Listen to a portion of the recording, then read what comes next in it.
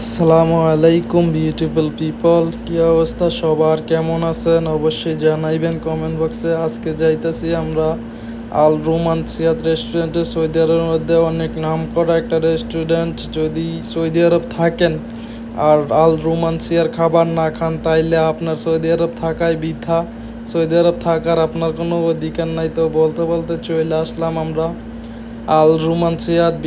মাশাল্লাহ, ভিতরে ঢুকতেই দেখি অনেক বড় বড় সাহান।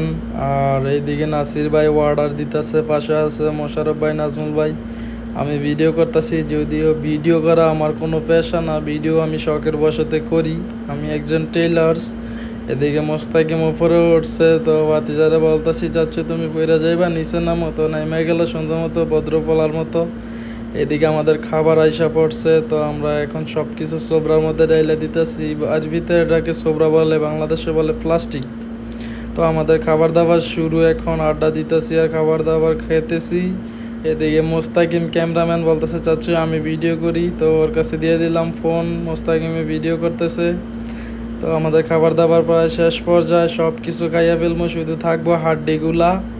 ওইদিকে একটা শ্যামের মতো দিছে, বাংলাদেশে কি বলে আমি জানি না, আরবিতে তুনাফা বলে। আপনারা যদি সৌদি আরব থাকেন এই তুনাফাটা খাইবেন, অনেক মজার একটা জিনিস।